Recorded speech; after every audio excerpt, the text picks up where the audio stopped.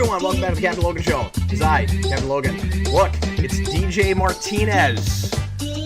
Hey guys, how's it going? What's up, DJ? How you doing, man? I'm doing well. I'm doing really well. It's good. It's time for another Captain Logan Show. I feel like we haven't done this in forever. And I guess it's been like a couple weeks now, because we came back on Tuesday for Marvel Mania, but we were off all week last week. So yeah, I guess it's been 2 weeks. Yeah. Only missed a week, but it feels like so much longer. Always feels like a long time. Yeah, this is such a signpost for my week, man. It's like one of my favorite things that we do here on the channel. It's always great to see you guys. So tonight it's an Ask Me Anything show. It's gonna be a regular show. We're not gonna have any kind of super chat goal. We don't have any lead topic. We're gonna talk about whatever you guys want to talk about. We're not even wearing suits. We just showed up. That's all we did. We just popped in. And thank you guys for popping in as well. My hope is that there are some interesting things that people would like to discuss, or this is going to be a long hour. Just small talk with Cap and DJ. No questions. Oh, we can do it though. Actually, I say that. I say it could be a long hour. Nobody could show up, and you and I would find some way to make it entertaining, at least for ourselves. It might get really self-indulgent. Oh, impossible not to. How has your week been, DJ? My week has been pretty crazy. My wife started the new job back, so we're both full-time, but we still have the baby at home. Yeah. So passing her back and forth when we have meetings, and some meetings at the same time, has been pretty stressful. So pretty crazy, but we're making it through. Well, that's good, man. Yeah, I've just been working on videos and playing with Mario Kart Live. As you guys have seen, I've posted a couple of videos of that. I'm getting a lot more use out of that than I was expecting to.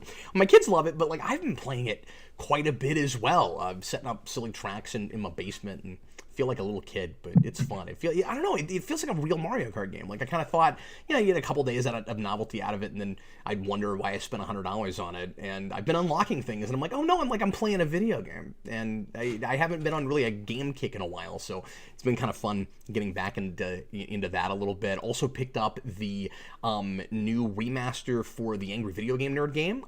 They did a re-release that has both games, and I never played 2 because they didn't release it on a Nintendo console. So they had the first one on Wii U, and I played the first one on Steam also, but I didn't love playing it that way. I don't know, just sitting in front of my computer, I just couldn't get excited about it. And I don't have a Steam box or whatever those are, because I don't play a lot of games like that, whatever those are called. And so it was the only thing that I had on Steam. I didn't feel the need to find some way to play that on my TV. So anyway, long story short, I never played the second one, and it's quite a bit different. It's neat because it's got a different, kind of overworld scheme, where the first one is more based on Mega Man, the second one's more based on Mario 3, and so the first game has these really, really long and, of course, notoriously difficult levels, and then the second game splits them up into 3, so you'll have an overworld map, and kind of like Mario 3, Mario World, and it's just as difficult, but it's one level sort of split into 3, and I was liking that more, and I've been kind of plowing through that, so that's been a lot of fun, and was only $15 on the Switch, and it's supposed to show up on the other consoles as well, but I don't think it has yet. I think it's just dropped on Switch, or if it has, I haven't heard about that, but anyway, so I don't know, there's some fun things that I've been doing. Also, before we get to questions, I stopped off at the comic shop today, DJ, and I picked up 3.5 months of pulls, because I just have not gotten to the comic shop, and as some of you guys know, I've been kind of out of the loop on new comics, and so I have still the few books and the few characters that I collect, but when I have been reading anything new, I haven't really been reading physical, I've been reading digital, so I just keep forgetting to go to the shop. And William, the guy at Elite Comics, I've been friends with him for years. It's been my hometown comic shop for very nearly a decade now, and he was really cool to hang on to my pulls and not go ahead and sell them, which he would have been perfectly within his rights to do, because I haven't been in his store in almost 4 months.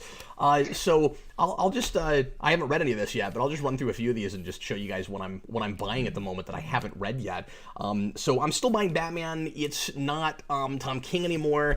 I guess Tinian has been writing this lately, and I've heard okay things about this from folks, and Tinian's always been really hit or miss for me, so I'm curious to read some of this and see how he's doing on that.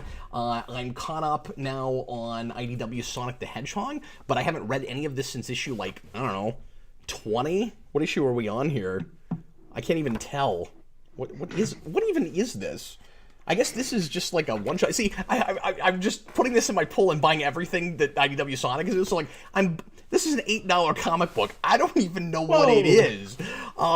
Yeah, when they do, like double-sized things, of course, they get more expensive. And one of the reasons I don't buy comics and keep up like I used to, DJ, is we have pushed beyond that $4 mark with a lot of stuff. We are sitting on $5 an issue for some things now.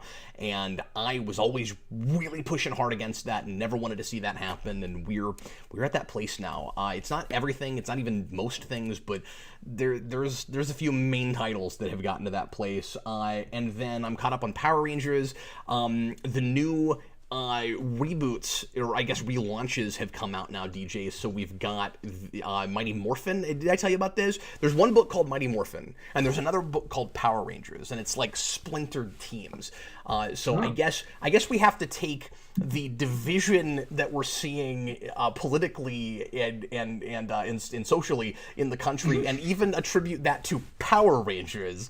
But so I'm curious to read that and see what that's like. And then I'm still buying Ninja Turtles. Wait, it's just called Mighty Morphin? Yeah, one book's called Mighty Morphin, and the other book is called Power Rangers. Oh, okay. I didn't get what you were saying. I thought it was like the Go-Go and Mighty Morphin. No, it's just Mighty Morphin is the name. That's apparently awesome. Urban Legends is still going. I thought this was done. This is at issue 25. I'll have to review that at some point. That is nuts. That is the Image Ninja Turtles series, and then they finished it. So, like, it ended prematurely, like, 15, 20 years ago, and they got the original team back to finish it, and they just republished each of it issue by issue, and that was fun, but I fell off of it. I've still been buying it. So here's Last Ronin. This is been a huge big deal, and I'm so lucky that I got a copy. I'm surprised sitting there that long that William didn't go ahead and sell this to somebody else, DJ, because so do you know about this? This is yeah, that's the turtle. Someone asked about that, so I'm glad you brought that up. This is technically Eastman and Laird finally coming back together, but that's misleading because they're not writing or drawing the book. This is still a Waltz thing. And I guess it was just, it's based on like an idea or a script or something that they had like a while back. But I don't think they actually did a whole lot on the book. But regardless, it's been selling out like crazy and everybody's after it. And I'm really lucky I got my hands on it. But then I've been buying Death Metal, which I've still not read because I never finished Metal. Three Jokers. I've heard mixed things on this. Still haven't read that. So anyway, huge stack. I spent like $200 today at the comic shop, and I'm gonna have to go through books and actually read some things. So anyway, I just thought I'd show you guys some comics because we haven't done that in a while. I guess that was our catching up with Cap and DJ. I like it. We haven't done that in a while. I'm watching Hannah. I'm watching through Hannah. That's what I've been watching. What's that? Amazon original, based on a book. There's a movie from like 2010 that I really like. It's really weird. I've never had this experience before. I'm very familiar with the movie. It's because I like it a lot, so I'm very familiar with the story beats, but I'm watching the TV version now, so it's much more filled in and fleshed out, and like there's a lot more to it. It's really weird experience. I've never had that before. Expanding on the second viewing. It's usually, unless I do that with a book or something, like I watch the movie then read the book, but yeah, never it's like in a novel versus a versus a movie. I just watched Palm Springs yesterday with my wife. That is a Hulu movie, came out this year. It's a time loop movie, but an interesting one. I've seen a million of those, but this one had an interesting twist to it. Not a twist, but like just a different way to tell the story. But anyway, we got tons of. There's a new name in the comments, Oceanmon13. That sounds interesting. I'll have to take a look at that, DJ. Oceanmon13, do I have to super chat to ask things? So let me do the spiel I usually do at the beginning of the show that I haven't gotten to yet. So if you want to make sure that a question or a comment or topic gets talked about on air, of course, you can leave a super chat in any dollar amount. That makes certain that it gets read and helps us out a lot on the channel. We are at 90% or so funded these days by the audience. But don't feel like you have to do that, of course. We'll do as many questions questions pre-written as we can as well, including that one, which was not a super chat, but I read it anyway. These days we do tend to do more super chat questions just because we tend to get quite a few of them, and so we'll try to get to as many other things as we can. DJ, let's go ahead and just get right to what folks are asking. Oh, I'm sorry. Let me also mention After Dark tonight, right after the show. So if you are a patron or you want to become a patron, it's just $2 a month. Just the very bottom tier gets you access to our unlisted live show that only patrons have access to. You can watch it after the fact as well. There'll be a link on Patreon that you'll be able to see that'll be in your email, and I will publish that link just a couple minutes after the show. So we'll have about a 10-15 minute break, and then we'll come back. And tonight we're going to have Brandon and then Austin quite a bit later in the show because he's working late. I've got plans for this evening. We'll have a good time, so pop in and hang out with us. It's uncensored. We talk about anything and everything that we wouldn't usually talk about on this show, and you can come in and do some Q&A with us there as well if you are so inclined. DJ, what are people chatting about, sir? All right, well, as soon as I popped in the chat, the first thing that was sent to me was from Blue Dragon 5. Cap, yes. The next iteration of The Tick, or an animated movie on Amazon, a la Return of the Caped Crusaders, what would you pitch for the story of the Tick's first movie? Man, great question. The first thing that comes to mind is Night of a Million Zillion Ninjas, because we've never adapted that really in anything apart from, oddly, the Sega and Super Nintendo game, because that game was was mostly based on the cartoon show, but it actually weirdly was a blend of stuff from the show and from the comics. If you just played that game for whatever reason, you would assume that there were all kinds of characters like Oedipus and Paul the Samurai, and even some villains that like the district manager, for instance, or Pink Thrakkerzog as opposed to Green Thrakkerzog, that weren't in the show, that you would just assume were probably there. But anyway, yeah, we've never done that first comic art from the Edlund stuff. I think you could do a lot of the initial 11, 12 issue run. I forget how long that was. I guess it was 12, but never got really an ending. Ben Edlund run. And so, you do Million Zillion Ninjas, and then you could probably even get Barry Hubris in there. That's what I would do with it, because that's a flavor that we still haven't ever really seen with any of the other three adaptations. I think the Amazon live-action series gets closest to the tone of the Edlund stuff than anything, but you could base it more on his art. It would be really cool. I mean, the more I'm thinking about it, like a 2-hour Tick movie, it would be, or a little animated miniseries even would be another great way to do it. But if you just did a movie, it would be really cool to have a Tick thing that just opens with the Tick in a padded cell, breaking out and not knowing who he is, just like what happens in that. And I would hope that they could get the rights to be able to use a Viewmaster, so that the Tick finally, in another adaptation apart from the comics, has his trusty Viewmaster that he looks out of and pretends like he can see anything in it. It's great. So, sorry, that's a bummer that his trademark thing hasn't been able to be used in any of the adaptations. What's weird is it was really only trademark in the Edlund stuff. It shows up, I guess, in some other comics and stuff later, but yeah, there's a few things like that. Like, obviously we do the spoon thing, but not in everything, curiously. We finally had a little origin for it in the live action show, and then we never ran with it. You never had a Tick in live action who yelled spoon as his battle cry, but there's also kind of a thing with the Tick in like a stop sign, and that's never made it in anything apart from the comics. So yeah, there's quite a bit of stuff like that. Cool. I assume the Viewmaster thing, obviously, just because of rights and yes, of course, all that stuff, all that hang up. Anyway, the first super chat I saw tonight was CM Productions. Yeah. He said, you said before that nothing surprises you with superhero movies, but what character would you be shocked to see get a live action adaptation? It's hard to say, because, like I said, every time somebody says, who do you want to see next, the first thing I say is, I don't know, like, who haven't we done? And anybody that we haven't done, I would not be that shocked. So it's difficult to answer that question. Yeah. Live action Doppelganger?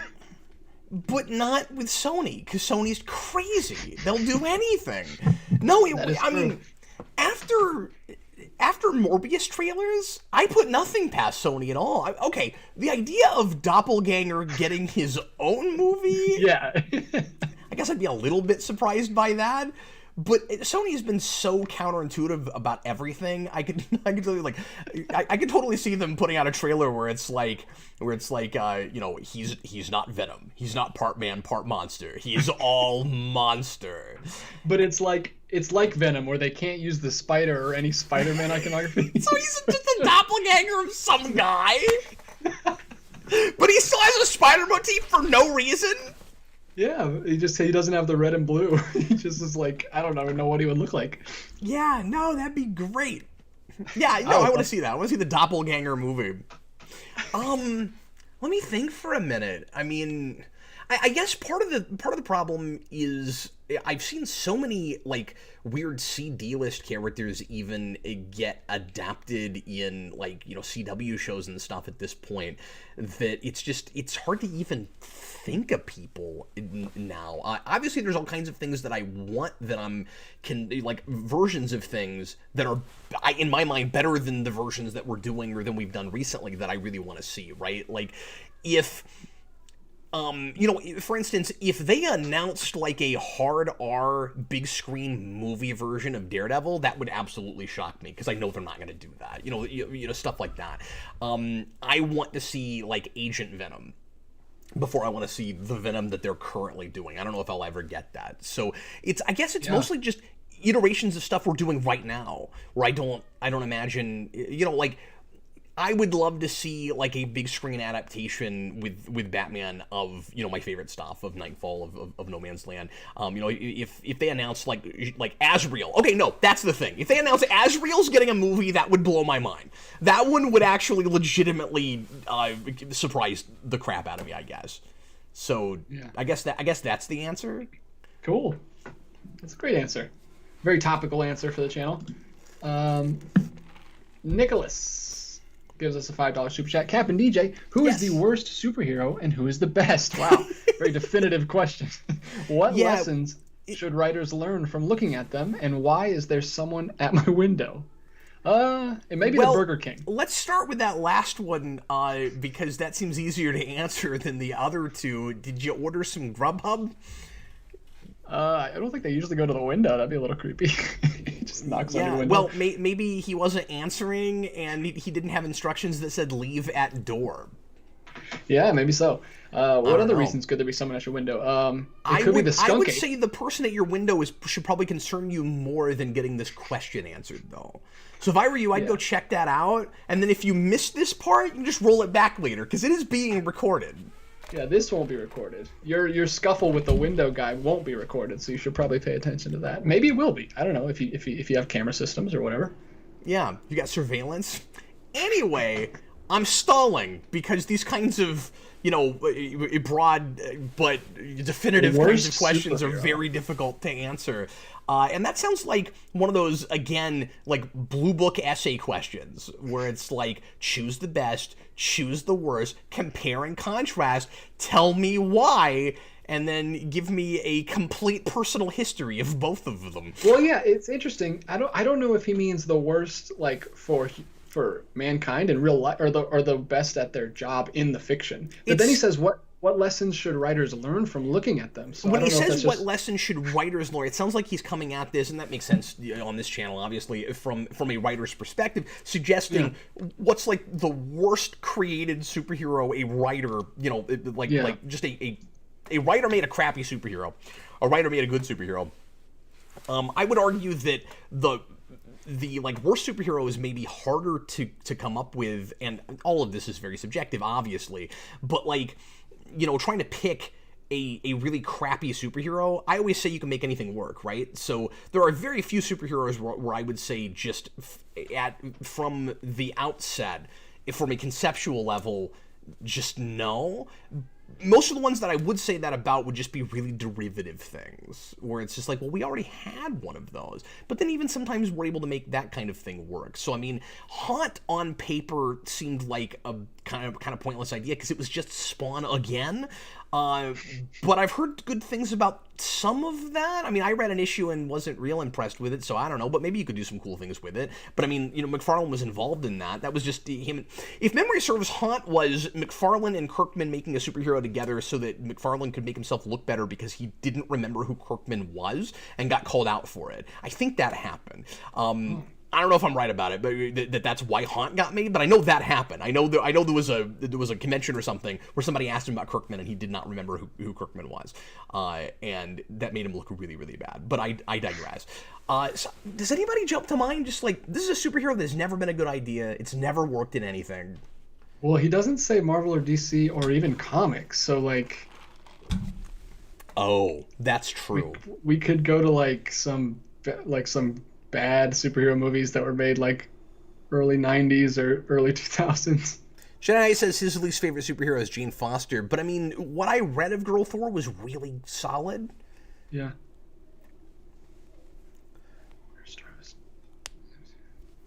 Man, yeah, that's the hardest question. I have no idea. That is the worst superhero. I mean, for me, the best and most versatile superhero continues to be Batman, because I just think you can do it in so many different ways.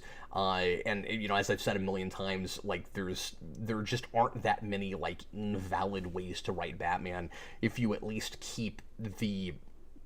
Well, I want to say the initial spirit of that at the core of it, but like. There's so many different tones of that work. You can do a campy thing, and you can go all the way to the darkest thing you can think of. But like, mostly he's just got to be a rich guy who saw his parents die and is trying to clean up crime, and generally speaking doesn't carry a gun. Like after that, generally speaking. But even those rules you can sometimes break with Batman. Sometimes Batman can carry a gun, and Brave and the Bold Batman, we didn't talk about his parents getting killed all the time, and one of the best episodes of that show, we did talk about that, but it wasn't why that character was cool, so I mean, at least most versatile.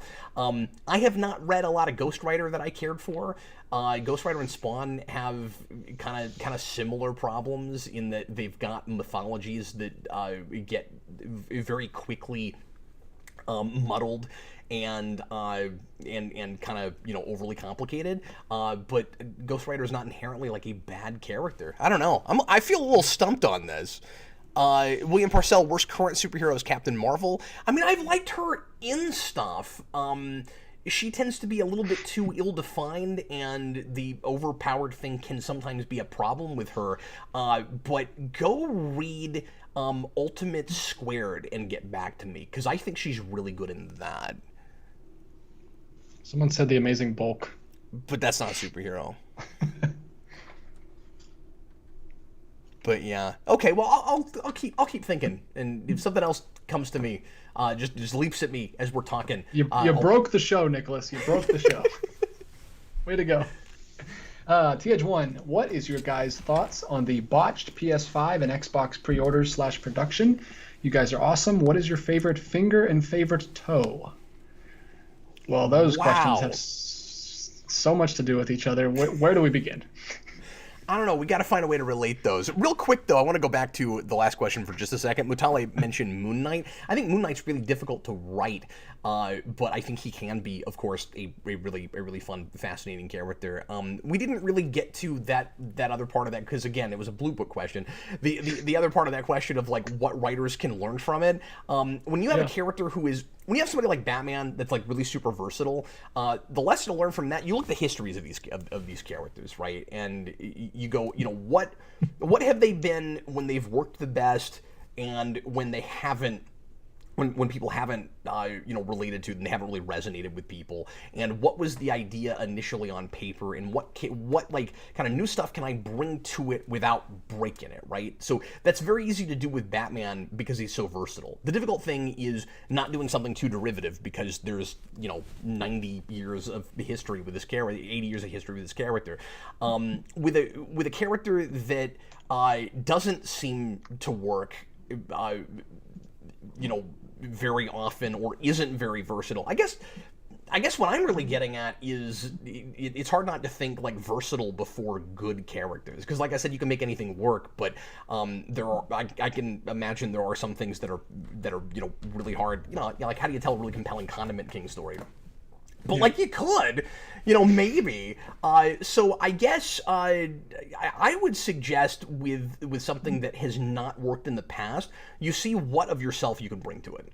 You see, if you can write what you know and somehow make it something more interesting than it has been before. And the difficulty there is just not turning it into something completely different that you could have done with any character, but you picked this one because that's what you got saddled with. Anyway, so the PS5 thing. I've not looked super deep into this. I've heard a little bit here and there that, yeah, the pre-orders were botched, and people are not going to be able to get their hands on those systems at this point if they didn't pre-order in the first place, and even some of the pre-orders, I guess people are maybe not going to get their hands on. I don't know a ton about this, but what I've heard is if you didn't pre-order one, and is this true too of the Xbox Series X and S? I'm not sure. But especially with PS5, you're probably not going to get one for Christmas if you didn't pre-order it. And so yeah, that sucks. It just doesn't. It seems like they hurried the whole thing. They rushed it really, really hard to make sure that it happened for Christmas. And it is already looking like one of the most embarrassing things that's happened in video game retail, and you'd think that we'd have this figured out better because like every 5 or 6 years new consoles come out, like when the cycle is going to happen. Like I don't really know how this kind of thing happens, but I don't have insights because, like I said, A, I haven't read a lot about this, but B, I am not planning on getting one right away. I like to wait until the dust settles. And I'm not super excited about the next generation so far anyway. Inevitably, there's going to be a game that's going to come out on one of them that I'm really going to want to play, and the only way I'll be able to play it is to get one.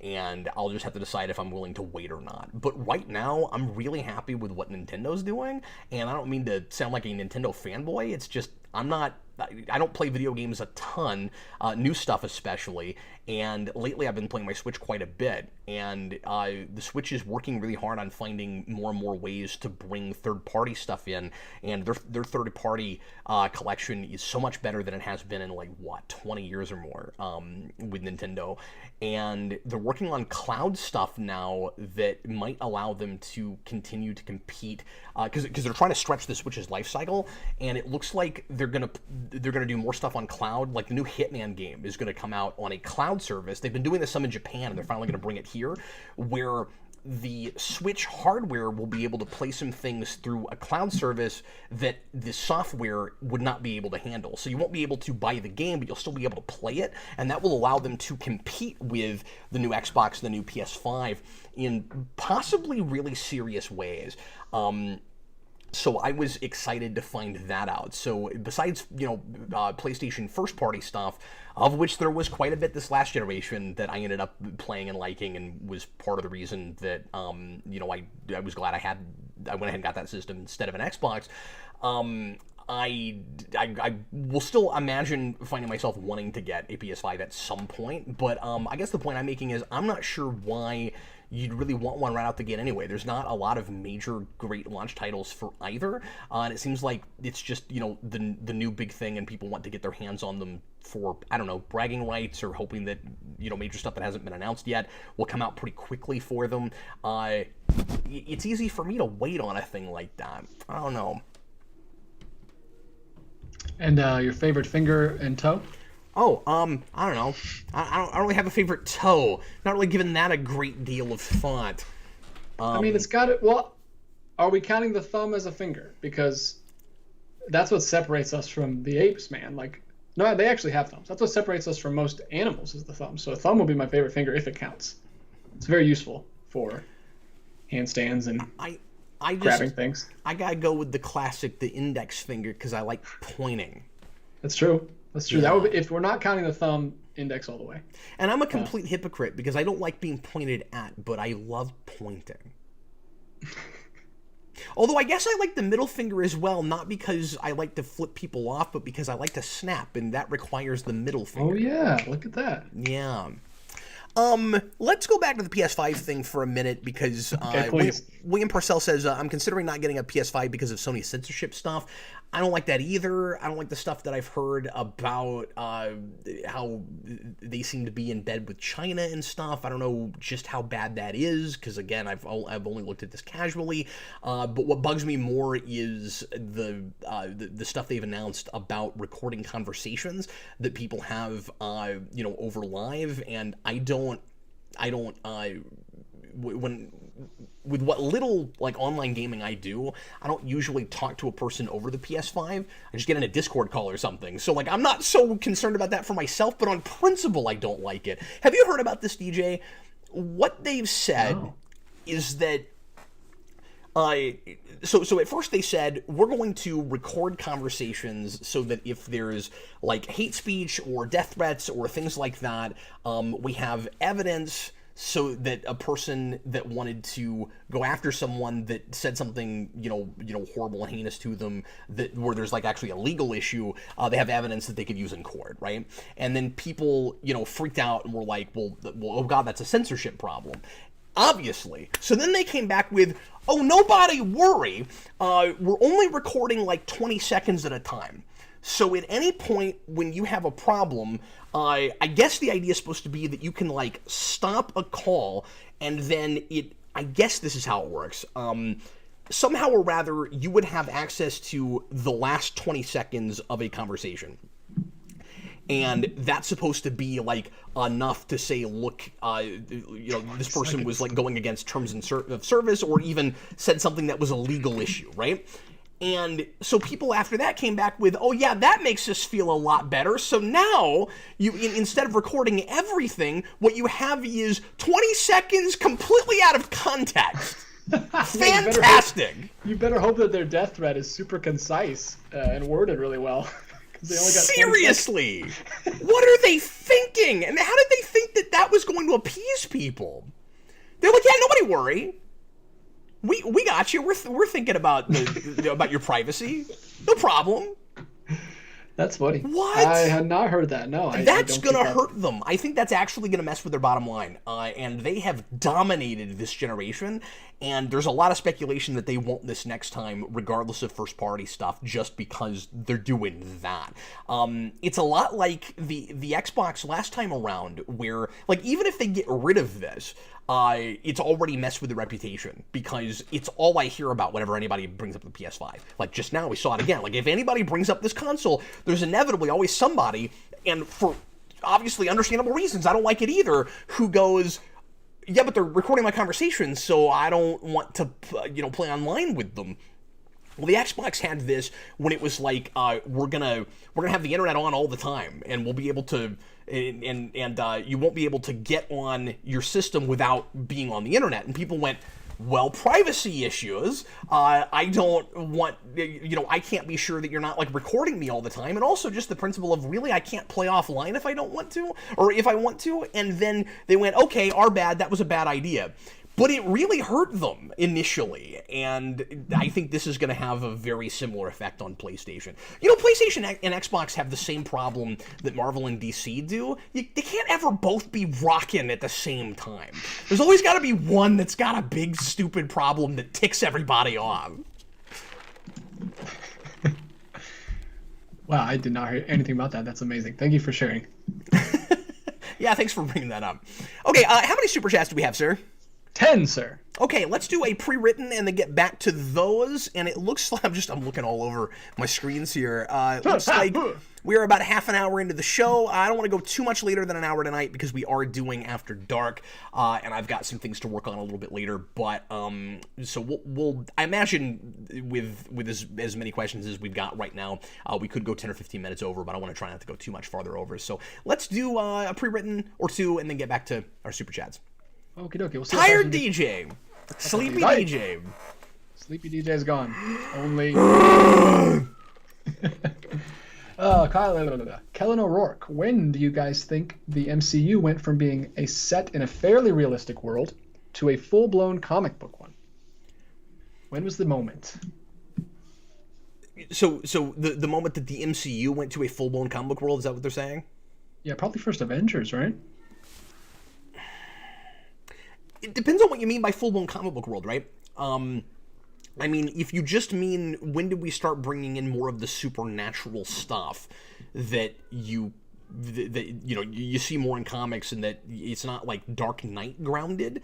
I guess that's the, well, no, because Thor's before that. We get Thor right before First Avenger. You wouldn't say that Thor's still a fairly realistic world? It just has like things coming in. I mean, he says he puts it in contrast to a fairly realistic world. So he's not saying like, I don't know. It's hard to say because I think the world is still fairly realistic. There's just these specific things that happen. What makes First Avenger less realistic than Thor? I guess I'm just not sure that I'm getting what he's getting at with that question. Because the assumption I was making when you read that, you went a different direction with it than I was going to, DJ. I thought he meant like it used to take itself more seriously, but now it's like full blown out there like crazy comic book. And I don't know if I agree with that either. So yeah, I don't know. It's just it's something of a vague question. I don't know. Like the MCU overall has always seemed like it wanted to be more the world we live in, where we just discover that there is, pseudoscience and bordering on supernatural type stuff, right? Yeah. Versus something like, Dark Knight. Or I don't know, even a Superman or something where you have like maybe a conceit, just like one thing, but because it's not a shared universe, you haven't gotten to the full on gamut of everything. Now MCU has always really shied away from magic, but they still get there sort of by way of science fiction and stuff. So.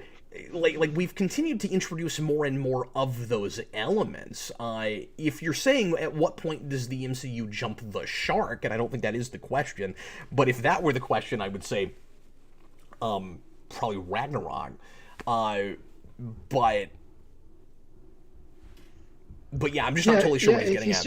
If he's saying like grounded versus like full blown comic booky, maybe Guardians is when they didn't really worry about like explaining and trying to make things grounded. It was just like, this is the world. Maybe Guardians, if we are interpreting. I wish he was still here. I don't know if Kellen O'Rourke's still here. He's not saying anything in the chat, but that was his question. But thanks for the question. Good question. Yeah, I don't feel like I handled that very well at all, but let's go ahead and move on. This is from William Parcell. If they ever rebooted the Hulk, would you like the film or TV series to have a lot of horror elements, since his early and even some modern comics are pretty horror oriented? That's certainly a fine take for the Hulk. I think the Hulk is an oddly versatile thing. I don't count myself a giant Hulk fan, partly because that comes, very much from a sort of almost Universal Monsters kind of place, and which is funny because Universal still has the distribution rights, but. It's weird. But it doesn't, obviously have to be that. You can have, much more of a like serious science fiction bent. That it never has to necessarily, but it can do that and be a horror thing, or it can do that and just be, serious science fiction drama. But I mean, yeah, you can absolutely do that kind of thing with the Hulk. That's what Ang Lee's Hulk kind of tried to do with it, and I liked that tone. That the problem with that wasn't that we made it a little bit of a horror film. That is actually some of the best stuff in that movie. But yeah, I mean, that's a fine take. I don't think that's the only thing to do with it, but that's a fine take. Yeah. Jump back to super chats. JJI. Can a major superhero movie work with a completely original villain? Yeah, absolutely. Because you can make anything work. I have never been to the camp, and Eric is not here to defend himself. But we've had, and he's not the only one. We've had some guys on the channel before that have fought me on this pretty hard, on the idea that if you bring an important character into a adaptation of a comic book thing, it must at least have the name of someone who has existed in the comics before, because why waste the source material? I see where they're coming from, but I have never ever bought into that. I don't agree with that even a little bit, because there have been too many places where we have invented brand new characters that became, really iconic, wonderful, people in, in adaptations of things that then go the other way, right? If we stuck to that, you'd have, and I know these are both from the same material, but you'd have never had Harley Quinn, you'd have never had the Phantasm. Like, I get... Chloe? I get kind of... Say that again? Chloe? Oh, shucks. You never get Chloe Sullivan. Yeah, you never get a character who is basically just teenage Lois Lane. You'd hate to not have that. Smallville head's face. But yeah, I mean, I could see you, like, Zemo from Civil War could have basically just been a new character, because he had very little to do with Zemo anyway, so, like, but I know people would have hated that. Just because he has the name Zemo, people like him a lot more, probably. It lends it some credibility, and it's complicated, right? I get why that does lend credibility for people, where they go, well, if you make up somebody, it must be because you weren't looking at the source material and you don't care and you just wanted to do your own thing. Maybe you're not even interested in what makes, this character or this property cool in the first place. But I mean, that wasn't true of Paul Dini when he was making animated Batman. They just had to make like 60 episodes a season, and he had a couple of ideas for other characters, and was also adapting a whole bunch of stuff that was there in the first place. You know what I like about doing completely original characters when they're done really well? It's that me as a comic fan, especially if I'm really into a character, it's so much easier to surprise me now. Like, I know I'm getting a completely original story because you're not drawing from anything. Or sometimes even more interestingly, you can draw from particular story arcs and ideas and things, and I might, recognize where some of that is coming from, but have no idea where exactly you're going because you did introduce, this brand new character. And, if every example we ever had was lame, if it was always like, this is uninspired and you just weren't even trying, then it would be a lot, easier for me to go, never do that, always adapt. But, like, I don't know. Remember, I'm the guy who looks at, things like the Constantine movie that, like, reinvents the character, and I go, well, it would have been nice to have something more straight off the page, but what they did was good too, so I don't fully mind it. And I have that with this too. Yeah, I think it's totally cool to create brand new things. I don't want that all the time, and it's maybe better to start with something classic. Like if you're making a movie series, it's maybe better to do it in like 2 or 3. With more high profile stuff, it's really difficult to get fans in even me on board with that kind of thing, because I'm looking at something like Spider-Man and X-Men and I'm going, okay, if you invent somebody new, I'm gonna cry foul because you still haven't done Sinister yet. Stuff like that. Yeah, and I guess that's what he means in his question. He says, can a major superhero movie work with a completely original villain? So yeah, that would be problematic. But all major means is it's probably going to make money. Like at this point, Guardians was a major superhero movie before people even knew what Guardians was. If you had made... So... I don't mean to split hairs. I'm just saying that, like, major doesn't necessarily mean already popular. If it's in MCU, it's major in the first place, right? So if you had invented a new villain for that wasn't Ronan, well, no one would have ever noticed. No one would have ever said anything because they didn't even know who Ronan was. Well, they kind of invented an original villain for Ant-Man because they just took his other name and made it into a villain version, which was terrible. When I was going to say that's the other time to do it, right, is when there's not really a rogues gallery, because you're sort of stuck between a rock and a hard place when you have a situation like that. Like, who do you use for Moon Knight? Because I haven't read a ton of Moon Knight, but most of the things I've read with him, he's fought other characters' villains, or it's been like guys in suits and stuff. Like, if you have a villain, and tell me in the comments, guys, if there's somebody I'm not thinking of, but if you do a Moon Knight, I guess Moon Knight's supposed to get a TV show, right? But let's say you did a Moon Knight movie and he had to fight somebody brand new? Do you make somebody up, or do you give him somebody from somebody else's rogues gallery, or like is it just a guy in a suit? Like what is it? Sometimes people will be just as annoyed if you introduce a rogue from somebody else's gallery that they didn't get to fight first. You know, like, you don't really, this is absurd, but like, you really want Moon Knight to fight Doctor Doom first? Like, probably not, you know? So maybe it's not a bad idea to make up. And if you have an inspired idea, or you know, to you it's inspired, take the risk and try it. Generally is what I would say. So I don't know, when it's somebody that doesn't really have a big rogues gallery or a like major you know, arch nemesis in the first place, it's I can totally see why you would want to make up somebody. William Parcell, another is it possible question. We should have made this the is it possible show. Do you think it's possible to make Robin work in a serious live action Batman film? Hey, I like that idea. I'm totally cool with the is this possible show. That sounds good. I'm sorry, did I talk over you while you were trying to finish the question?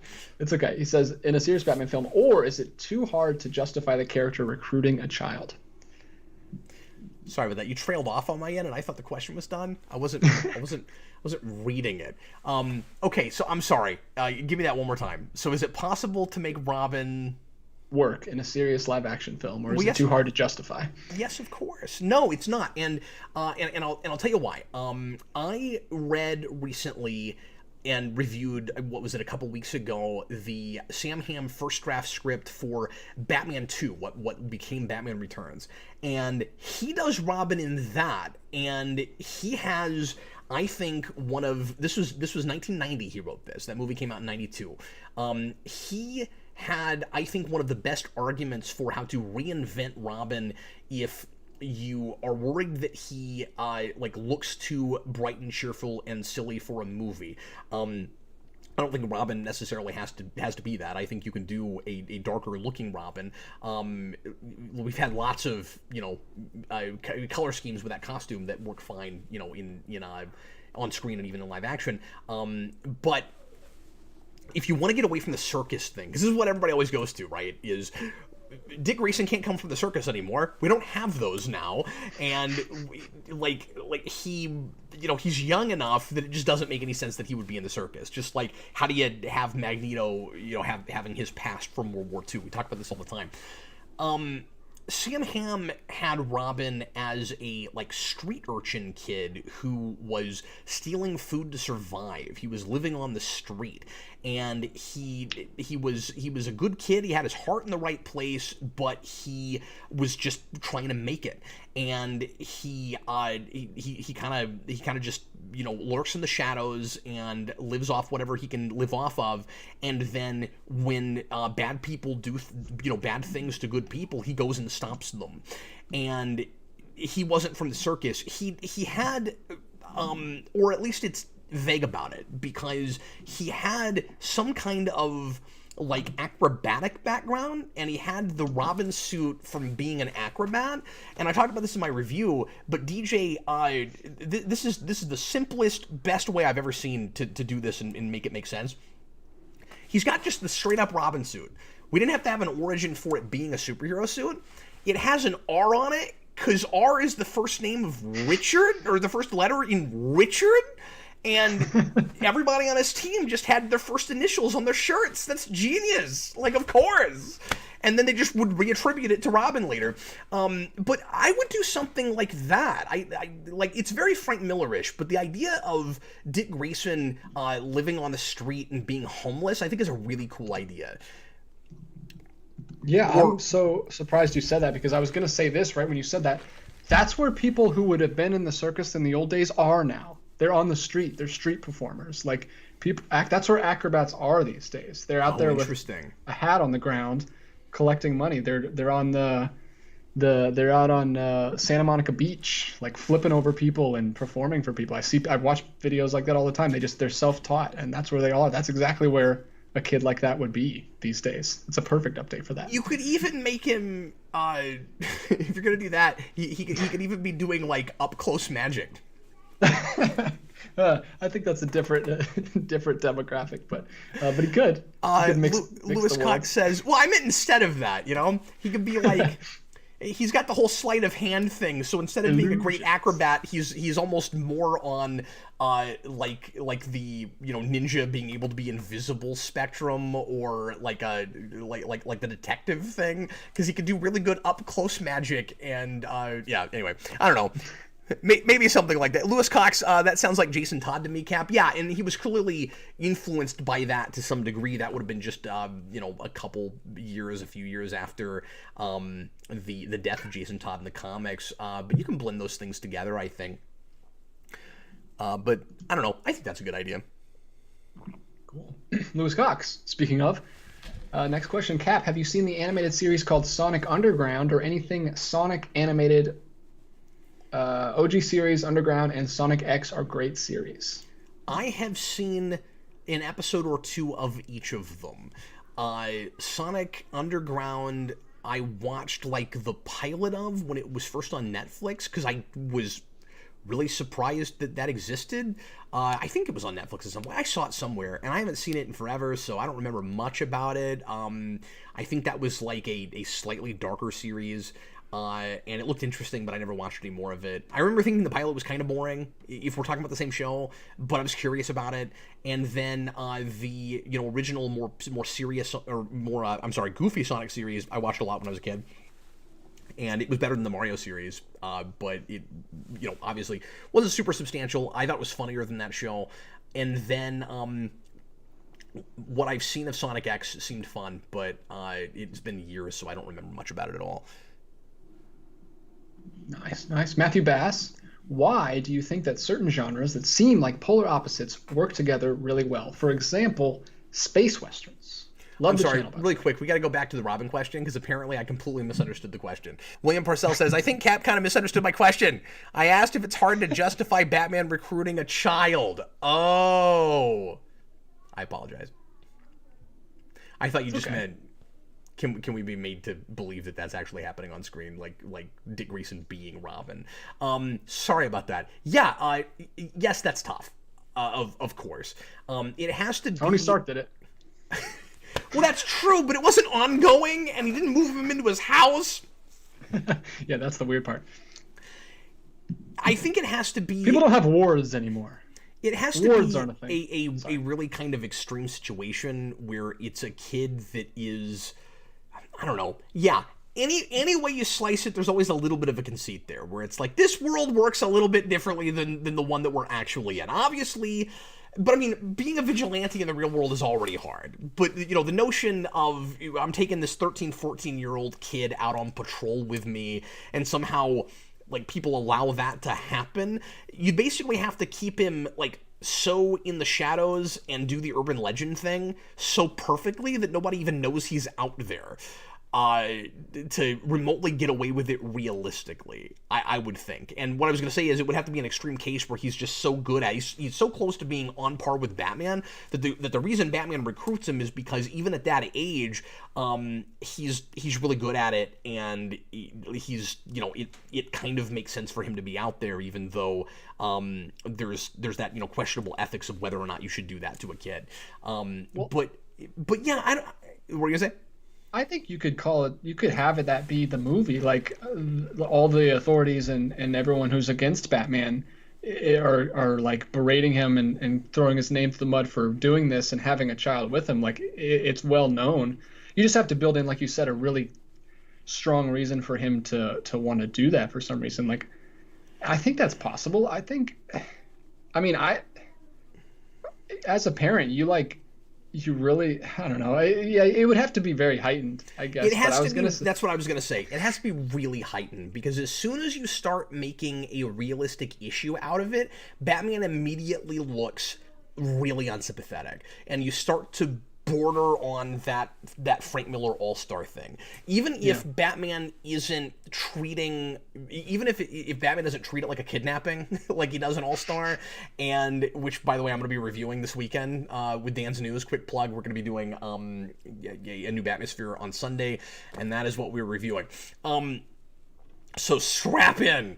But but I don't know. As soon as you start really calling that into question and you make like a social issue out of it, I think it becomes a lot harder to make it work. I mean, you're right. You could tell that story, but you've got a very ethically ambiguous Batman at that point. Like it has to be a lighter, in a way, more heightened world where you're just not supposed to think about that. I mean, that's what it was initially. It wasn't like in 1939 anybody was thinking about, or 40, like whether or not this was like child neglect or child abuse or something. Like it was in a comic book. You just wouldn't think of it. This is not realistic. This is not actually going to happen in real life. Hate that we can't Nobody's afraid anything's going to happen to this kid. This is the reason we aged him up in Batman Forever, right? Like, yeah, he's not going to be a 14, 15-year-old kid. He's going to be 20, 18. And I kind of hate that we can't have comic book world movies like that nowadays. Like, I watched so many movies as a kid where the kids could just beat up adults. Like, that was just, like, Three Ninjas. All those movies, they're just beating up adults. Like, you don't, it's not realistic. Obviously, kids can't, like, beat up, but it's just, I don't know. I kind of want more comic booky things. Oh, don't get me wrong. I do, too. Part of the problem is the obsession we have right now with everything being set in the same universe, right? The whole shared universe kind of thing. I would love it if we could do the opposite of Joker, where you have a thing, and yeah, we're probably going to be roping that in with the multiverse thing, whatever. But initially, that movie is supposed to be a one and done thing, set apart, that is in Gotham, and there is a kid Bruce Wayne, and his parents die. But spoiler alert. But beyond that, it's a totally other tone that has nothing to do with tone and continuity that has nothing to do with anything else. That's how you do a thing like this going the other way, DJ, where we go, well, we have this really crazy, somewhat goofy heightened universe where you can still tell, smart stories and have characters with a lot of character dimension, and, people that are compelling and engaging and even makes you think a little bit, but is just set in a world that doesn't look like the one that we're in, where it's okay for somebody to take a kid out fighting crime, and I would love that, Yeah, you just got to go stylized, and we still, after like 20 years, we're still barely scratching the surface of like super stylized comic book movies that don't seem real at all. Like, we're still stuck in making them kind of realistic for the most part. I mean, why do you think I love 60s Batman so much? Like, why can't I have a thing like that, but that isn't tonally campy, that plays it a little straighter? Yeah, that's why I like Spider-Verse so much. But yeah, moving on, because they're still coming in. John Ty, absolutely. if somebody spoiled a movie for someone, does that mean that the person who has been spoiled has seen the movie? No, certainly not. No. It's gonna color their view of it, but I mean, I can't tell you the number of times that somebody has told me something about a movie that maybe I didn't want to know, or that certainly did, give me maybe some kind of a bias going in, or changed my perspective on it because now I have information where I'm coming in, but the movie still ended up being very different from what I expected it to be. You can read, I'll go this far, you could read a script or read a novelization of a movie and you've not seen the movie. Knowing everything there is to know about it doesn't mean you've seen it, because there's this whole other component that you've not had yet. You don't know the interpretation, right? From actors, from cinematography, from directing, and some of you guys may not realize this, but there was a time where we were so unconcerned about spoilers that this was how things were advertised. I don't mean everything, but for instance, the original Star Wars, because nobody thought that movie was going to perform well and that anybody was going to care about it. Went to the Lucasfilm took costumes and props and even actors to a few science fiction literature conventions, and they did. And by the way, I have a whole podcast about this on the channel. That I did with a guy named Ken Keller, who is who leads the big local science fiction club out here and has for decades and decades. And Ken put on the first, along with Charles Lippincott, the first Star Wars display, or at least one. I think it was the first one because it was at Worldcon. And anyway, one of the things they did there, it was exhibits. They had the Darth Vader suit. Nobody knew anything about. They had no idea what Star Wars was. And like I think Carrie Fisher may have been there. A couple actors were there. And anyway, they did a whole presentation where they went beat for beat and told everyone everything that happens in the story. They weren't concerned that people weren't going to go see it because they knew everything that happened in it.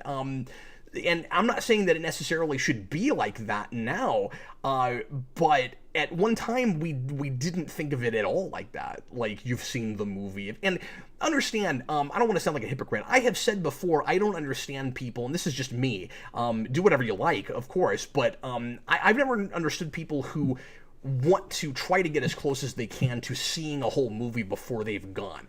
That doesn't mean that I'm saying that if you know everything about a movie or you even know a few things about the movie, you have seen the film. But sometimes it seems, all I'm saying, DJ, is that that's kind of the goal for some people, where it's like, I'm trying to have seen the movie before I've been to the movie.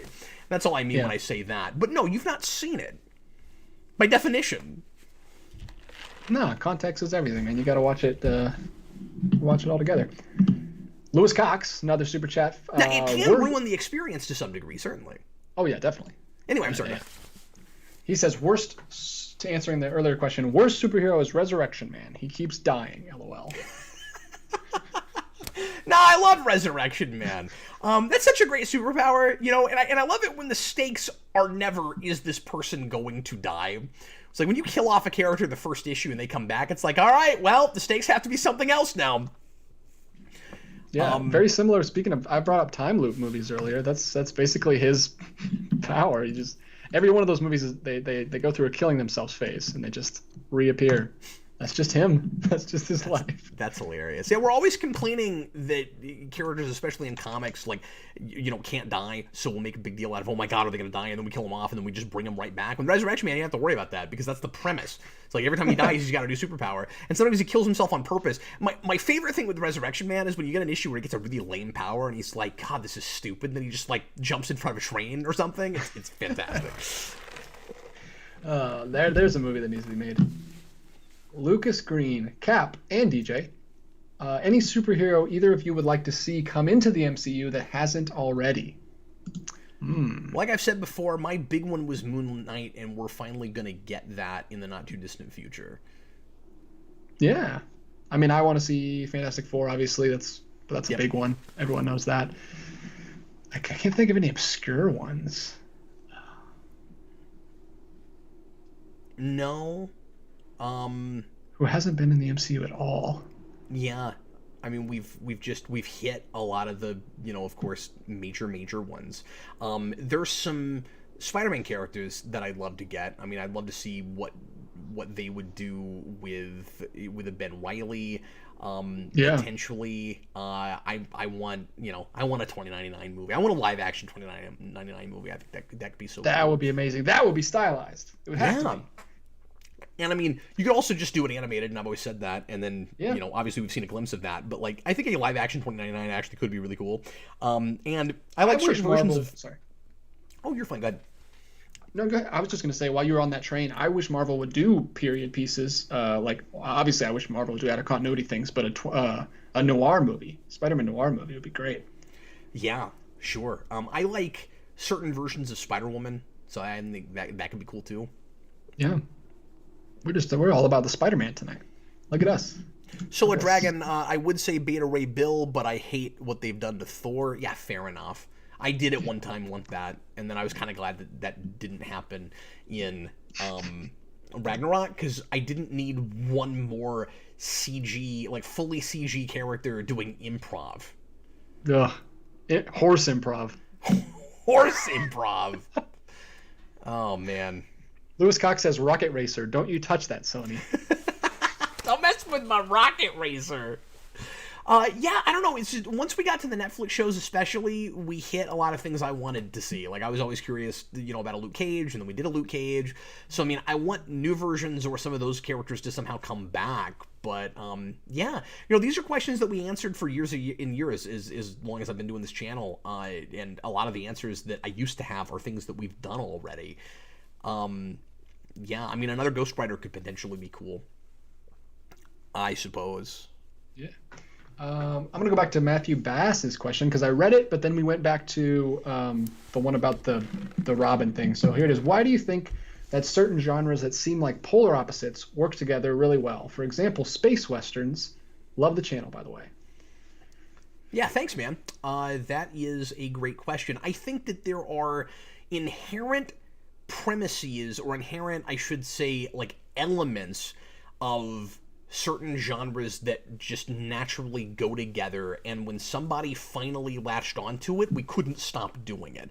So when I don't think he should necessarily get all the credit, but a lot of the credit for space western goes to Gene Roddenberry with Star Trek in the first place, where he goes wagon train to the stars. We have all these westerns on television, and it's people, it's a swashbuckling hero who goes through, a stalwart hero who is on the road, and he goes into a town and he sees what crazy things are happening in this town, and he like fixes everyone's problems for them, and then he leaves, right? That's what Star Trek is. You go to a planet and there is an evil computer, and you talk some logic DJ at the evil computer, and it blows itself up. That's like 9 episodes of TOS. And so there's weirdly this this kind of inherent connection between like spaghetti westerns and the space opera, oddly. And so yeah, once we latched onto that, we couldn't stop doing it. So and a lot of it is because of your initial basic story premise. So forget the genre. When you have a, say, like courtroom drama, or you have a like detective story, you set that in any kind of locale, and it's gonna have a lot of the same sorts of situations, no matter what the trappings are, whether it's human beings or aliens, whether it's set in the 1950s or it's set in 2020, and so very often it just breaks down to the basic kind of like log line of a piece. So you have your initial basic story premise. A person comes into, like, a stranger comes into a town, go. Or the town gets a new sheriff. That's what Star Trek Deep Space Nine is. The pilot of that show, Ben Sisko, comes in. He's the new sheriff in the western town. It just happens to be a space station. And so that's why this, and that happens with all kinds of stuff. We've got with The Mandalorian, we have a samurai show that happens to be in space fantasy. Because if you have, and of course this is inspired a lot by Lone Wolf and Cub, but if your premise is a bounty hunter gets saddled with a little kid that he has to protect, it's going to be really easy to wind up with, even if you're not trying, a lot of the tropes that you would get in something like Lone Wolf and Cub. No, yeah, it's very, very interesting because, yeah, like you said, it's more about premise than setting, and some genres are more about premise, but some genres, like you said, are more about setting, like especially the genres. So yeah, you can really it's easier to mix those kinds of genres together than to just mix two different premises together. It's all about, and I don't just mean like grand idea, I mean break-in status quo. That initial break-in status quo automatically, inherently comes with, very often, certain trappings. Sometimes, so like the western town gets a new sheriff, that is naturally going to be an ensemble cast thing. That's not 2 characters. You're going to have a lot of people involved in a thing like that. But a romance, which again could be set in any kind of setting, could be set here on Earth or under the ocean or in space, a guy falls head over heels with a girl, never thought he was going to fall in love. Go. Okay, that's going to be a story about two people, naturally. And then is going to have connections to, a lot of other genres, because a lot of other genres do love stories. All right, well, good question, man. 5590 yeah. ERS. What is the most interesting take on the Riddler? The more interesting take on the Riddler? The Arkham Games version or the Telltale Games version? Oh, thanks a lot for giving me a choice. I appreciate that. Yeah. DJ, how many more Super Chats do we have right now? 1, 2, 3, 4, 5, 6, 7, 8. Oh, that many? I thought we were down to like 2 or 3. Goodness. Maybe 7. Okay. Maybe 7. I think it's 7. We are already an hour and 10 in, and I was hoping not to go too much past an hour, so we're going to try to blow through these as quickly as we can. Lightning round. Arkham Riddler versus Telltale? Which is more interesting? I'm going to say Telltale, even though he is not there for a real long time, and a part of me was disappointed that he didn't end up being the villain of that whole piece, but the setup is so good that, I don't want to rewrite that story. The reason he's not there very long is really good, and I don't know, just trying to imagine what the rest of his career was like, because that's an older Riddler who ends up almost being like a Kingpin or something. The Arkham Riddler is menacing, but there's not a lot to him, right? He is kind of just a classic Riddler who wants to best Batman and is going to be, really embarrassed if he can't do that. There's not a whole lot of substance there. I don't know a lot about that guy's background, but I guess I don't know a ton about Telltale's background either, but it's more interesting to try to imagine it. So, one of these is a little bit scarier than the other one, but one of them, if you handed me both of them and said, which one would you like to write a story about, I would have to say Telltale. Cool. Next up is from Lucas Green. Way back in the day, Arkham Knight was considered by many a bad Batman game due to story issues. Yeah. And an overusage of the Batmobile. With 4 to 5 years past, do you think those issues would be less a bother now? No, I feel exactly the same way I did about it then, having played through it 2 or 3 times.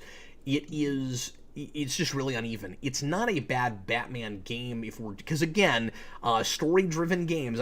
I'm a broken record. Sorry. Story-driven games are very often at loggerheads because they're about doing 2 different goals at the same time: being a fun game, having mechanics that work, and being a good story. And if it accomplishes the story part, it can be a terrible game, but a thing that just should have been a movie.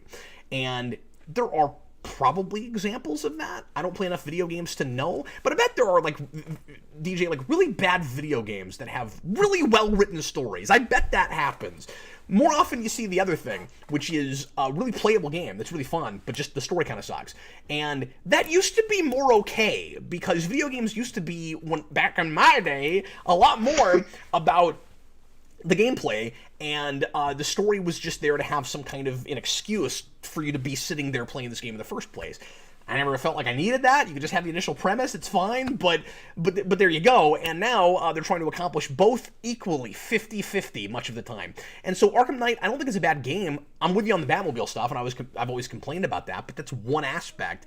The rest of it's more than solid. It's wonderful. I think it's the most fun of the 3 of them on a gameplay level, if only I could ignore some of the Batmobile stuff, just because the tank battles are boring and they take too long.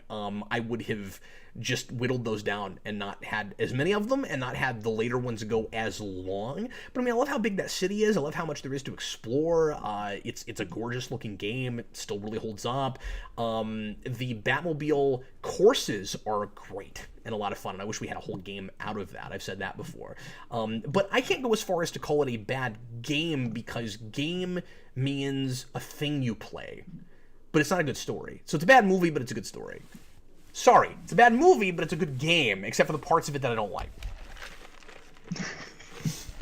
Best answer. You covered all your bases. All right, Michael McAllister. So that last statement, I talked a long time. I don't know that I said anything. Cap 2024. Michael McAllister, so when will the arcade in your house be open to the public? I'll bring quarters. Well, there won't be anywhere where to put them because all of my machines so far are arcade one-up machines, and they don't take quarters. They're all free play. No, I just have these cool like $300-400 arcade one-up machines. A lot of people call them toys before they're like real arcade machines. I think they're a little bit better than that, especially the newer ones. The quality's gotten better on them. There are more features and stuff now. They've done a lot better with them as they've gotten popular and they've been able to sink more money into their projects. But yeah, I mean, I'm glad you think the arcade looks cool. I was saying to my wife just the other day that what we're building down here, it feels like we could charge admission. We could bring people in. Obviously, I'm not going to do that, and I have no interest in running an arcade. But yeah, I wish I could have more people over, but we have COVID right now. I wish I could come over, man. Someday. Oh, you got to get here, man. Gotta get there. I'm gonna stow away in your suitcase. John Ty. When there is romance in entertainment, do you like the will they, won't they, or drama with being in a romantic relationship? Do you like the... No, not... I know what you say. The will they, won't they. It tends to be kind of a teasy thing, and it just depends on how long it goes and if that's the only, thing that you're there for. It's all about whether or not it's character-driven, and I buy that these characters are real people that are making the decisions they're making in the moment, as opposed to something more manufactured, where you go... Well, what would probably happen in this instance is these characters would forgive each other and move on, but we're going to break them up for 3 episodes to try to, get people to come back and watch next week, because we're afraid that we're going to have that phenomenon that we had in a lot of sitcoms in the 90s, where as soon as we marry off a couple, the ratings drop, people stop watching it. And I don't think we have that problem nearly as much now as we used to, because we tend to tell a lot more. This comes with its own problems, but we tend, of course, to tell a lot more truly serialized stories with a beginning, middle, and then we assumed that someday it would have an end, but very often that doesn't end up happening. So we have a lot of beginnings and middles these days, DJ, and then sometimes there's endings, and sometimes we just keep a thing on forever, and then by the time we do finally end it, it doesn't feel like a true ending. I digress. But we don't have as many of these serialized things that are just there to have like a constant holding pattern, like a lot of sitcoms when I was a kid, like the Ross Rachel thing, where the point is to have a constant status quo that we don't break too often, that kind of thing. Yeah, which by the end of that just makes you realize that these characters are horrible for each other, and you don't want them to get together. And see, it would never work. And see, if they weren't so concerned about ratings and stuff, and I don't know if this is true, but I don't know that Ross and Rachel would have actually been horrible people if they could have just, told those stories in a little bit more of a character-driven fashion. And if it's a sitcom, but if that show had been allowed to just like run courses with relationships and stuff, either have them together or not, or if they occasionally break up, it's in a natural way. That does happen with people. I've had people push back on this before and be like, but Cap, I've been in a relationship where I broke up with my boyfriend like 4 times. And I'm like, okay, sure, that does happen, but I bet if I went back and pried into your personal life and saw how it happened with you, I would see the natural organic course of events that made that happen, which I very often don't see when it's just, oh crap, we're gonna have to write ourselves out of this, because if these characters keep getting along, nobody's gonna watch, so we gotta keep teasing the audience. Yeah, I've never agreed with that premise, but yeah. John Ty. That was John Ty's question. Good answer. What do you mean? What do you mean the premise? Just the idea that people won't watch if you. But I mean, yeah, but it not like a story several premise. times. Just the idea that won't work. Like you have to keep them broken up. I don't agree with that, because The Office did that. They get together in season 4, and the next 3 seasons are still pretty decent. Then it falls off. But DJ, I don't know if audiences got more sophisticated or if we just allowed things to be actually more serialized than we were pretending like they were before, or what. But in the 90s, this was a real problem. You could see a direct correlation, with something like Lois and Clark. Like, that show never had the ratings they wanted, but they did like 3 wedding episodes and would never let them actually get married because they were afraid that people wouldn't watch. When they finally did marry them off, plummeted. Jeez. The viewership plummeted. Like, there did seem to be a correlation. What is the?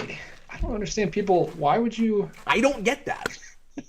like people get married, especially back then. People got married like 24, 25, and your life doesn't end. There's still plenty of drama to be had. I know we've got more questions, so we shouldn't dwell on this too long, and Brandon's going to be here in a minute. But let me say this real quick. I actually, now that I'm thinking about it, I do get it to some degree. The problem was people desperate to see change in shows that wouldn't give them that because they were on at a particular time every week and they knew that audiences wouldn't be watching every single episode. So if they got too serialized and it was too much of an ongoing story, and this problem happened with DS9, you'd have, MBAB 5 and any show at the time that tried this, you would have people that would fall off because they didn't know what was going on when they came in and watched. So they would manufacture this feeling of an ongoing story. And what would happen is people really would tune in to see, and this sounds ridiculous now, but it's true, will they get together this time? They were waiting for that to finally happen. And then when it did, they didn't have any reason to come back anymore because that's why they were coming, was to find out if they got together. And when they finally do, it's like, okay, well, I saw that happen. So it's like, well, then only ever do it at the end, in your last episode, but then you do end up with this obnoxious will they won't they thing. So I mean, yeah, that's true. Yeah, and it's just it feels like a really outdated, primitive problem now that we just don't really have it at this point like we used to. Yeah, you're definitely right on, because it's not the fact that they're together, because there was plenty of sitcoms about married people and together people married with children, but it's the switch. It's like, this is what it was, and then you're changing into something else. And now there's a different dynamic, and there's not that teasy thing where you're like, the CW superhero shows are still stuck in the 90s because they do that kind of thing, and you're like, we don't need to do that anymore. People don't have to watch it at Tuesday night at 7:00 like they used to. They could binge it. And binging a show like that is the worst. Yeah, it's hard to watch Friends all the way through these days. Cool question. 5590RS. Favorite fictional countries or cities? What comes to you right away?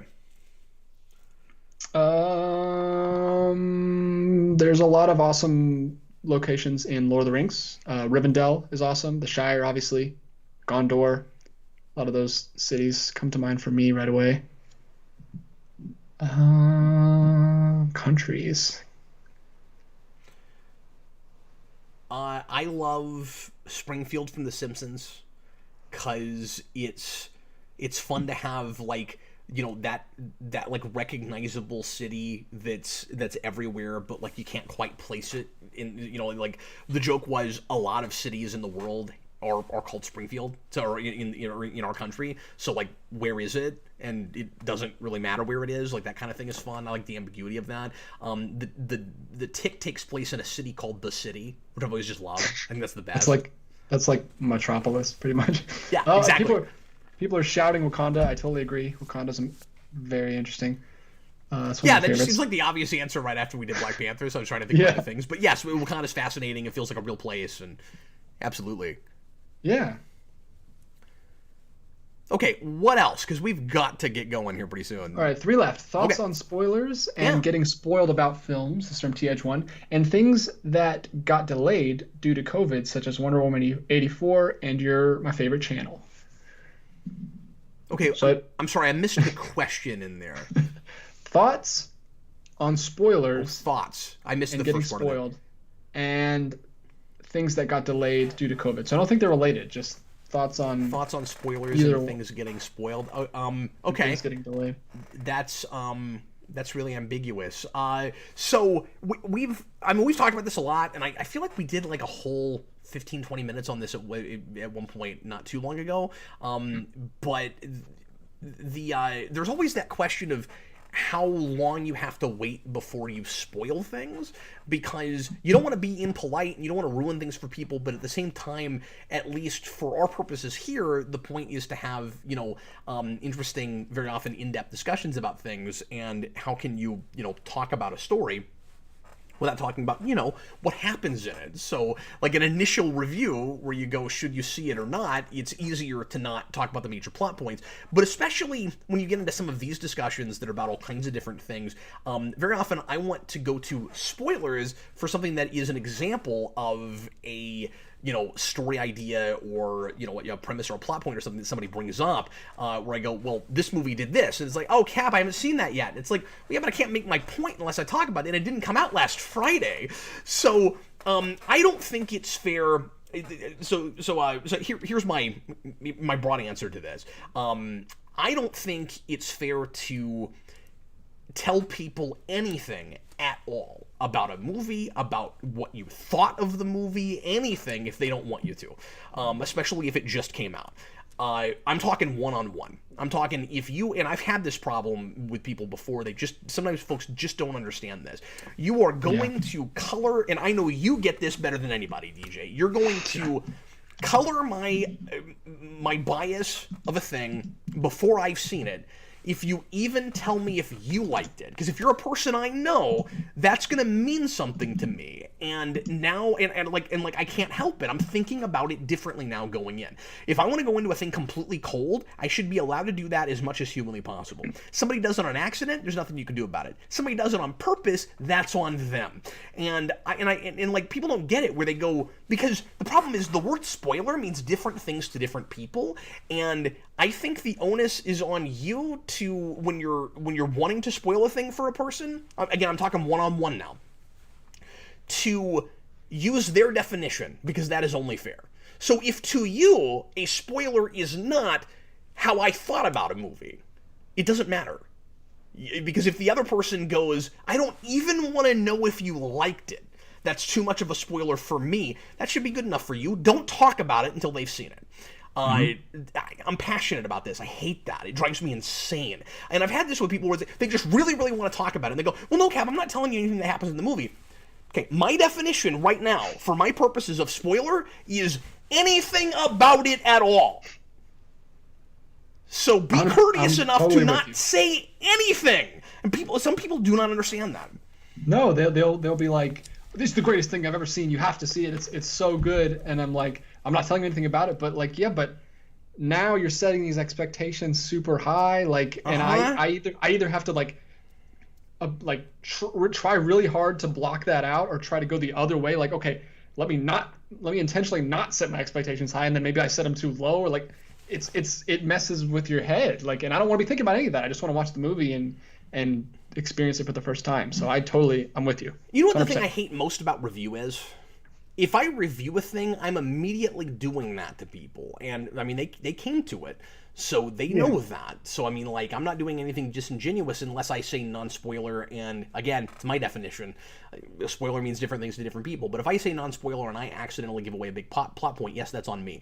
But what I don't like about review, particularly, I don't mean analysis so much as should you go see it or not, it's impossible for me to go, if you go see this movie, if you have, the sensibilities that I have, if you think at all like I do, you will have the same experience that I did. Because if I explain my experience, I have changed yours. And I just wish communication was less clunky as human beings. There's no way with my mouth noises that I can explain to you that if you go see this movie and you're anything like me, you'll have this amazing experience. Because once I've said you'll have an amazing experience because I saw it first and I said that to you, it's going to make it different for you. I wish there was some way to get you to go see a thing without telling you anything about what it might feel like for you. It's not possible. If I recommend it, it tells you something. Mm-hmm. Because sometimes I have the best experiences when I go see a thing that I either thought I'd hate or had no opinion about at all. But, like, I can't get you to go based on that. Yeah. That's interesting. It's like trying to get people to see Split because there's a twist in it that you want them to see, but you can't say anything about it. It's like, yeah, I understand. I'm with you, man. 100%. So don't ever talk to me about movies again, unless I've seen them. That's not what I'm saying. I'm sorry, there was another part to that question that we didn't get to. What do you think about the movies that are getting delayed? Well, I still want to see all the ones that I wanted to see before, and I don't know, I guess some people are maybe less excited about things because they were supposed to have gotten to see them months ago. I have really enjoyed the reprieve. Like, I'm actually more excited about movies that got delayed months and months because I hadn't gotten to see anything new in a while, and I finally am maybe going to get back to the novelty of, oh man, I finally get to see a superhero movie again. Like, when was the last time you had that? You've had 5 to 19 superhero movies every year since, like, 2009, right? And finally, we might be craving it a little bit because we haven't gotten it. And honestly, I've been doing this for so long, but I'm still not quite there yet. I could even use another year of no superhero movies, to be brutally honest with you.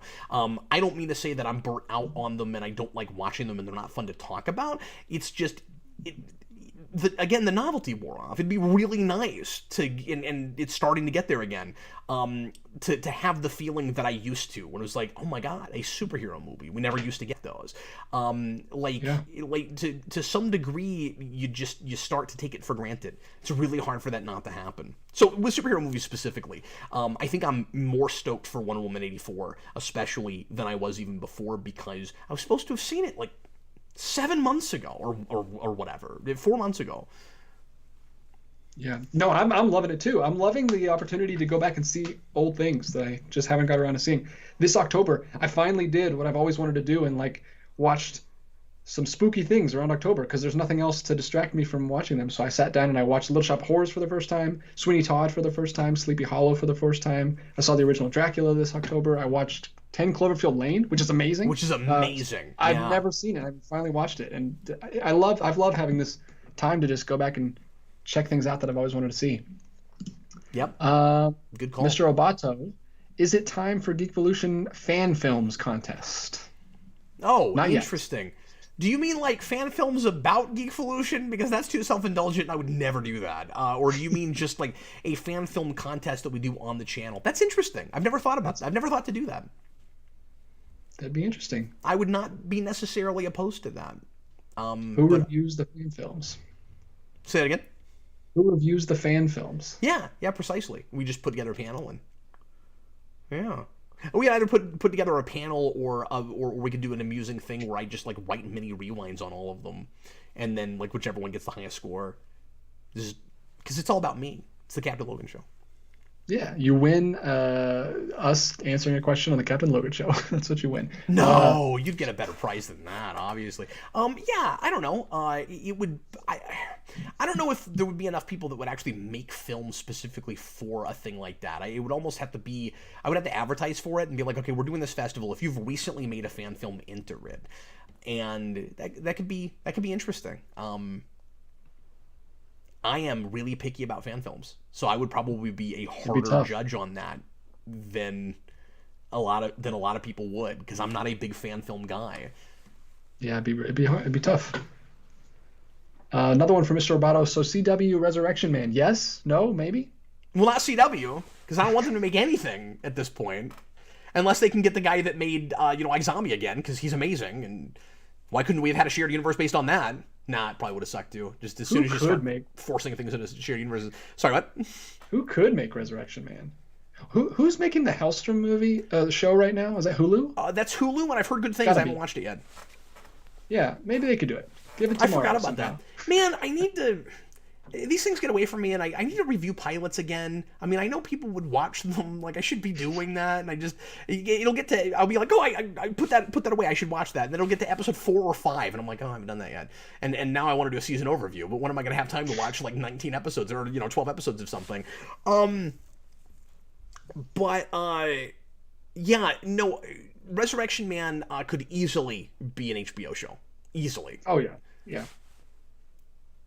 and would not have been, well, this would have been real off the beaten path, but it wouldn't have even been a bad thing for DC Universe to try to do. But now that they're making those shows on HBO Max, yeah, that'd be the place. And, you know, when people earlier were asking, you know, like what, I guess we were talking MCU, but like what superheroes, because we've done everybody now, or still left to go, that you'd want. I mean, I do want a Resurrection Man series, but I wouldn't want a movie. I would want that to be a show. Yeah. All right, last one is from Tom. He's clarifying. He said he left another super chat. He says they are related thoughts about things from them being spoiled. So specifically, he wanted us to talk about things being spoiled from the movies that are getting delayed. I thought maybe that's where he was going. I don't know. Are there major spoilers from those movies that people know about? If so, I haven't heard anything. Yeah, I haven't heard anything. I've stayed enough out of the loop that luckily I haven't had any of that. But I don't know anything more about those movies than the last trailer I saw months ago. So I don't. Yeah, that's unfortunate, but that's just probably going to happen. I mean, the longer that it's not out, it's just more potential time for things to get spoiled. To come out from people that were involved in those movies that have nothing better to do but, you know, talk to people online and tweet and stuff. Yeah. Yeah. So that's like inevitable. But yeah, that's a bummer. That's the one downside of it is things get spoiled. But if you don't like it, just stay off the socials. Don't look into it. Yeah, I mean that sucks, but I don't know what exactly can be done about it. DJ, you're gonna love this. They're doing more little miniseries for Power Rangers, and look, it's more Draken.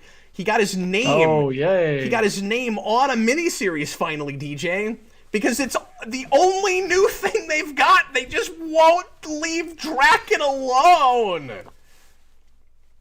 I haven't even read any Draken. I mean, he's in the first couple trades of Go-Go that I read, but he's barely in it. No, it's kind of cool. I always talk about how sick you are of Draken. You haven't even experienced much of Draken. This art is interesting. I don't know how I feel about this. Well, anyway, any other super chats? Or are we? No, that's the end. That's all. Right, well, the dog's barking means it's time to go. That's Brandon coming, so we're gonna go ahead and get going. Everybody, thanks a lot for watching. Hope you had a good time. We certainly did. Thanks for all the questions. Really superhero heavy this time, which is always fun. So thanks for that. Yeah. And we are going to take a 10 to 15 minute break. We're going to come back on Captain Logan After Dark. I'm gonna do some singing for you. I'm gonna do a little karaoke. Oh, cool. We're gonna do the quiz. We're gonna do some rants. If Austin's able to make it later, he's gonna bring another crazy news story. So look forward to it. And Patreon.com/Geekvolution. If you are not currently a patron, if you want to hang out with us there, just $2 a month. Come try it out. If you don't like it, you don't have to keep paying for it. What's up, DJ? I was going to say exactly that because I know we had some new people tonight, so I just wanted to make sure they knew where they could find that. So yeah, come join us. It's fun. It's a lot of fun. Yeah. And lately we've been on a roll with the After Darks lately. We've been they've been a lot of fun. Yeah, just as long as you don't mind, a little profanity and some, talk about stuff that we don't usually do here, and it can get, I don't know, gets a little vulgar, but I mean it's friendly. We have a good time. We don't want to leave anybody out, but we get to. It gets to some different topics that you wouldn't ever think you would have ever seen me talk about. And sometimes I don't. Sometimes I just let these guys Anyway, it'll be a good time. So check it out. Anyway, we'll see you again very shortly, guys. And in the meantime, I was Captain Logan. And that was DJ Moraez. See you later, guys.